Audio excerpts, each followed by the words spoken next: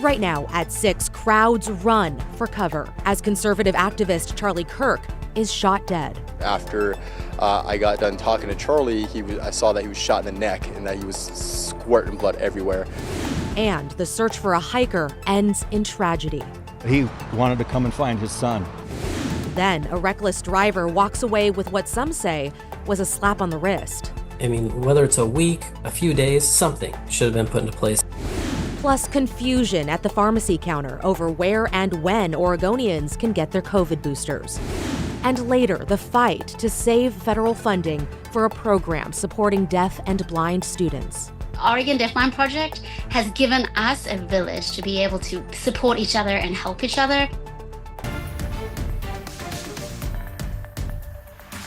We begin with breaking news. The gunman accused of assassinating Charlie Kirk remains on the run. That's according to an update from the FBI just moments ago.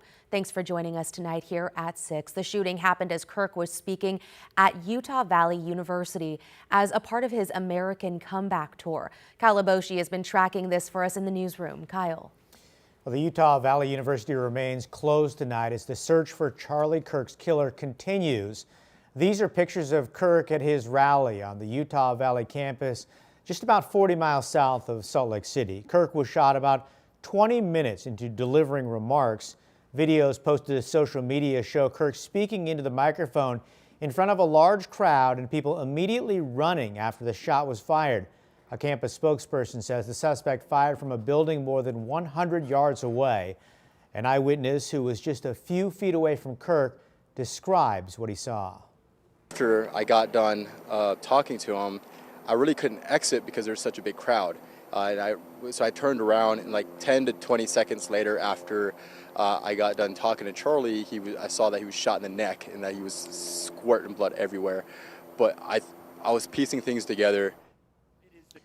Kirk was the founder of Turning Point USA and has given speeches at campuses all over the country. He was influential in conservative circles on social media and a close ally of President Trump. Politicians across the political spectrum have condemned the violence. Oregon Senator Jeff Merkley tweeted, "My thoughts are with the Kirk family and with the Utah Valley University community. Opposing views should never be suppressed with violence." Oregon House Republican leader Christine Drazan released a statement saying, "The shocking assassination of Charlie Kirk should horrify every American who believes in free speech and public debate. Any extremist who has called for violent action against their political opponents should be ashamed of what they have brought on our country. Violence and hatred must end. My deepest condolences to the Kirk family and prayers for our country." The shooting comes amid a spike in political violence that includes the deadly shooting of a Minnesota state lawmaker, a firebombing of the governor's mansion in Pennsylvania, and the attempted assassination of President Trump during a campaign rally last year. Kyle Aboshi reporting for us. Thank you, Kyle. We'll continue to cover this breaking news story as it develops right here on air on KGW.com and on our free TV app, KGW+. Developing tonight in the Gorge, a hiker who got lost near Multnomah Falls was found dead today. Our John Adams is live near the falls. John, what more do we know? Christine, we know that hiker didn't make it back to the trailhead on Tuesday night before it got dark, and they even placed a distress phone call around 7 p.m. on Tuesday to their father telling them they were lost. Now, the Multnomah County Sheriff's Office became aware of the man's disappearance around 8:30 this morning when his father called to report him missing. And it wasn't too long after that when the Sheriff's Office received another call that a body had been found in the area of Weisendanger Falls by another hiker. Search and rescue teams and the medical examiner's office both responded. The body was transported down to the upper lot in Multnomah Falls, where the missing hiker's father confirmed his identity. The father told the sheriff's office his son got lost on the trails, and his father was trying to navigate him safely on that phone call they had last night by using the maps on his phone. A short time later, they were disconnected, and the father, who is 73 years old, actually drove here to Multnomah Falls with a flashlight and attempted to search for his son. Spoken to the dad. He fell a couple of times and some dirt and blood on his pants, but he wanted to come and find his son. The Multnomah County Sheriff's Office is not releasing the name of the hiker at this time, giving family time to notify other family members of his passing, but they do characterize this as a tragic accident. Christine? Yeah, heartbroken for that man's father. Thank you, John. The Multnomah County DA is criticizing a judge for what he calls a light sentence for a man caught driving recklessly around Portland. Our Celine Stevens is here now with us in studio. And Celine, you spoke with the DA, so what did he have to say? Christine, well, District Attorney Nathan Vasquez says Judge Catherine von der Stege refused to hold a dangerous driver accountable despite his dangerous driving being posted on social media.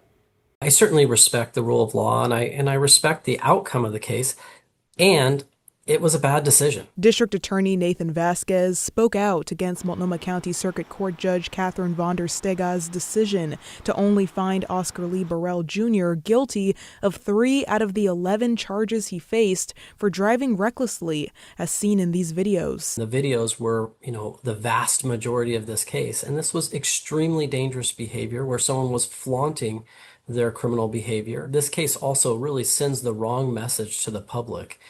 This is someone that was driving through parks that had children in them. The 33-year-old filmed videos of himself driving through multiple parks like Peninsula Park and also down I-5. Judge van der Stege saying in court the intent to do real damage wasn't there. I think you're intending to trespass and you're intending to kind of do donuts. I don't necessarily think you're intending to damage the property at Peninsula Park. In these videos, you can see him hanging out of the driver's side window while driving. It's very unique, where you have an individual who is so brazen in their criminal conduct and filming it, and then really to not have that reflect accurately in the convictions is really disappointing. Burrell faces no jail time.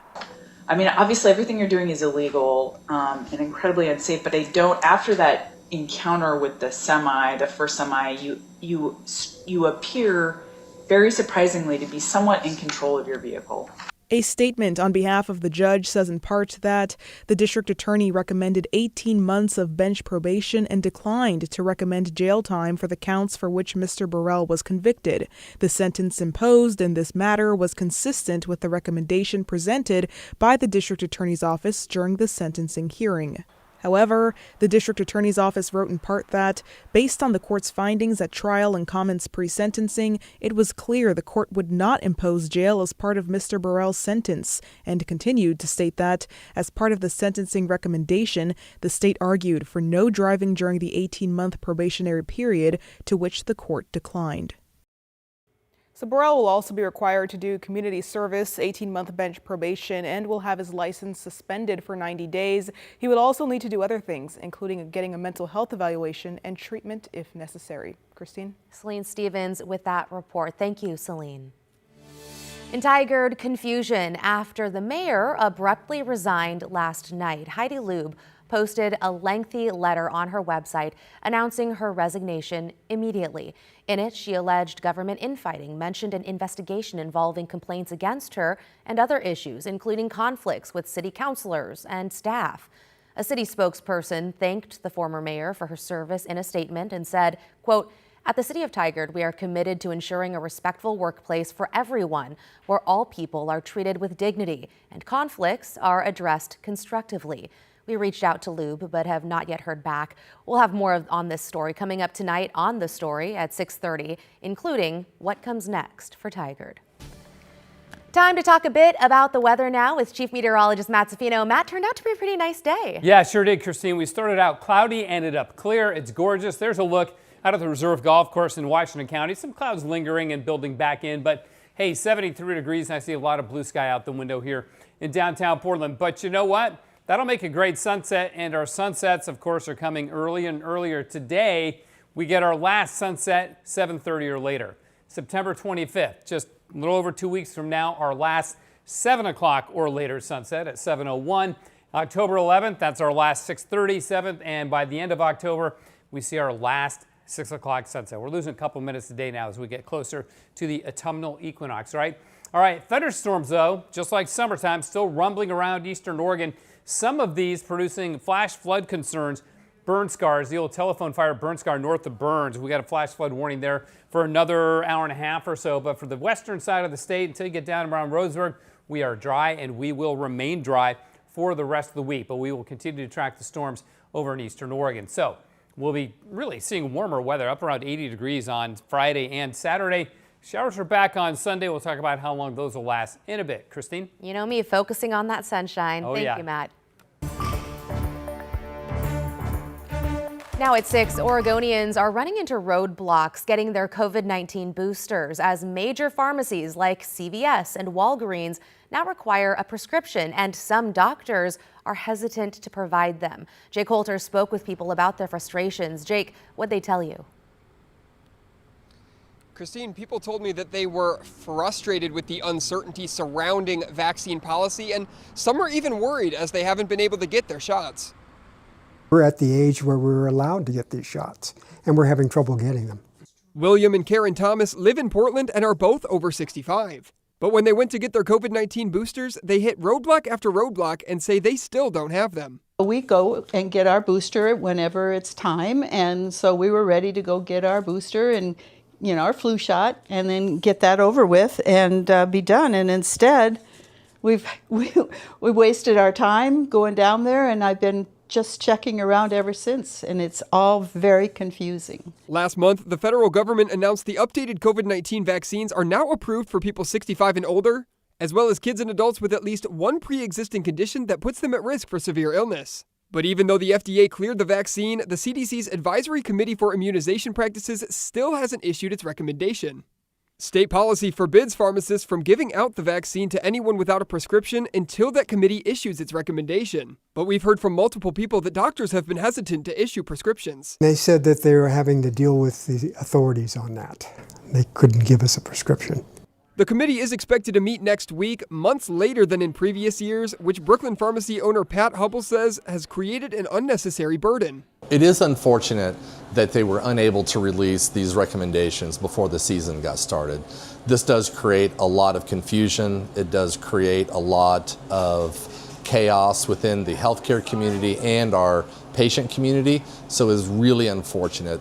This probably could have been avoided. And they said, well, we don't have clear protocol yet. We're not sure what to do. Dwayne Medley also encountered an initial roadblock with his physician trying to get a prescription, but he eventually was told he could. Whatever it takes to make the process easier, it should be done.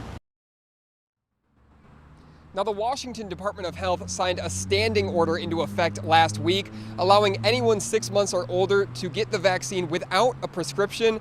We reached out to Governor Tina Kotek's office, who says that this is something that they're exploring for Oregon as well. Christine? Jake Holter reporting live from Northwest Portland. Thank you, Jake.